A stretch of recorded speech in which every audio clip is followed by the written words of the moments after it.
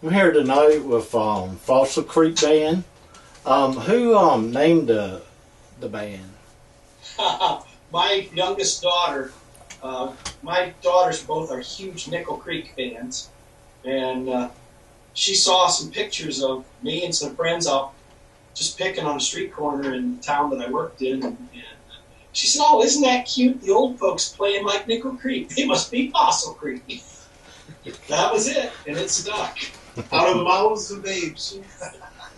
Okay. And she will deny that story. But my other daughter will say, "No, no, you said." Y'all started in 2006. Yes. Yeah. When you look back, what would you do? Anything different or change anything? I played the second year.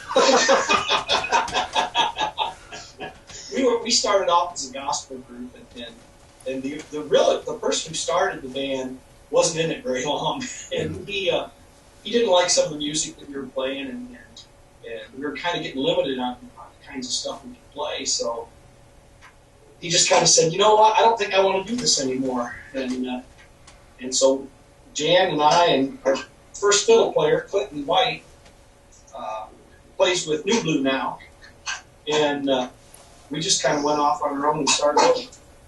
So that first year wasn't necessarily, the first half a year was really fun, and then it kind of got a little contested.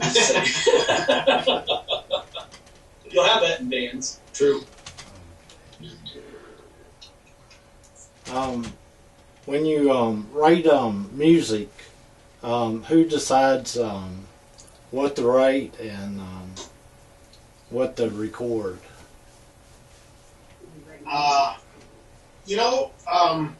We all contribute as far as writing. And really, the things that I would say Tom and I do the most of it. But we pretty much have played and recorded everything we've written except for a couple of pieces that just sort of didn't fit with the scheme of things, the way things were going. But generally, we'll bring an outline of a song and the basic structure of it and bring it to the band, and the band fleshes it out as a unit. And everybody has a say in whether it gets recorded or not. So it's a pretty democratic society here, actually. I think that's why we've survived for a while now, is because we kind of put our egos aside, and if we don't think it'll work with what we're doing right then, we just don't do it. And we'll keep it for later. And I know the last album I brought a song in, but it was too much like one of the other ones we were doing on the album, so we just kind of tabled it. It may creep up again later, it may not. I don't know. We'll have to see what happens. Okay. Your latest album, Waiting on the Daylight, was number 3 on downloads, and it's played in 30 stations in the U.S. How does it make you feel? Pretty cool. like we're finally doing something right. Yeah. And we've been writing, and Dave and Jan probably been in music the longest. I don't know, Gil, you've been playing for quite a while too. Yeah. And I've played for a long time, but I didn't play in any bands or anything until 2002. So Daryl's been around. And Daryl's been around a long time. He played with some one of the bigger bands around here, when we first started out. Yeah. And so it's really cool. Yeah. It is. It's a beautiful thing. Yeah. It's funny. I come from a rock and roll background, and That's not dog to Willie didn't come from rock and roll, and he's got more hair than I do. It's grayer. But no, it's funny that I had achieved some regional success in the rock and roll stuff, but this has actually, I've been able to see more, do more, and achieve more with these folks than I have with any of the other bands that I've been in. And I've been in bands since I was, 13 or 14. So, Robbie. So it's great for me to hear about all these radio stations playing music and whatnot. And if we can somehow over the next couple of years translate that into making a living, that'd be a viewable thing. But even if that doesn't happen, I've already come way farther than I personally ever thought I would. And I think that's probably a universal thing with everybody in the band. I think I speak for all of us when it's also that it was quite unexpected.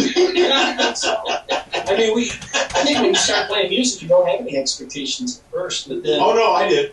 I I was going to be a rock He's a star. little delusional too. I was wanting to be a rock star. I'm not sure how that got derailed, And actually. look at it now. He's making tens of dollars.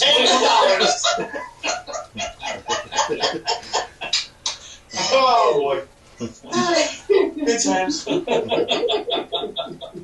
Your mom's so proud. Yes. I hide most of this from my mother.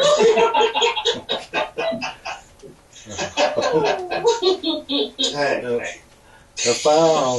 If I seen you in concert, what would I expect, and what would bring me back for more?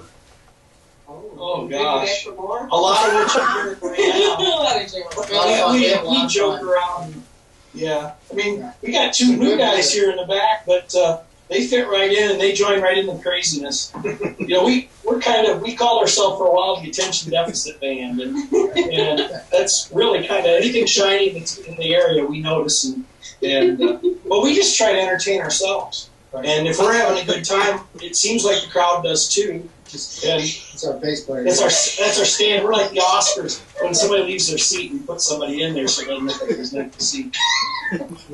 You're But no, they see a lot of fun and I wouldn't touch stupid jokes and picking on each other. And if the crowd will participate, we'll pick on them a little bit too and just have a good time. And play a lot of music too. Play a lot of music. Yeah, It's kind of really. cool when you're playing music in the middle of nowhere and you've never been there before in your life and you're like 5 states away.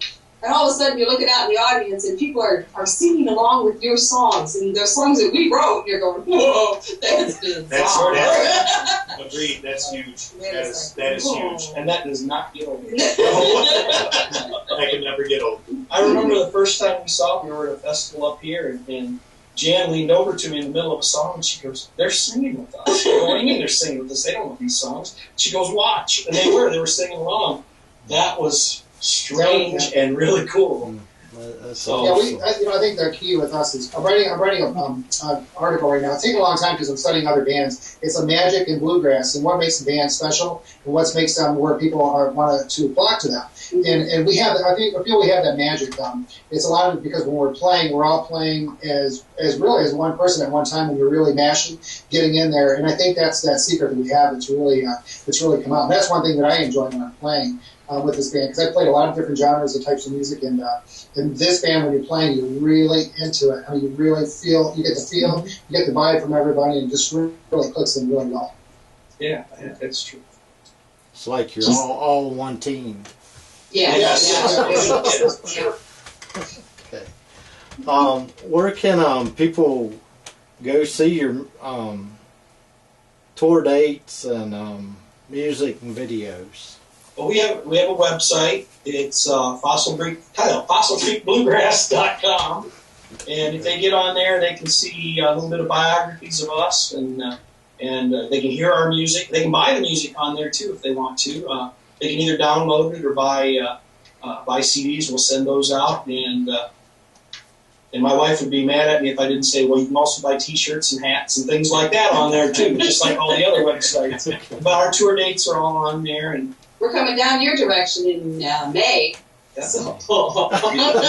Tennessee and Run! Run for your lives. And make sure, you know what, when we do come down your direction, make sure all that snow is gone. Yeah, We're pretty tired of it already. So is it supposed to be 80 on Tuesday? I think 50. Oh, that's not going to work. We're going to have to stay up here. It's supposed to be 62 up here this week. We'll have to stay home. Sorry. No. Just so it's warm by May. That's all we care about. Oh my gosh. It's great having y'all. Oh, Thank you so Appreciate being much. here. Appreciate it. yeah. maybe we can do it again sometime in the future. So. Okay, super. Sure, Maybe most anytime. next time we can play for you. How's that? Okay.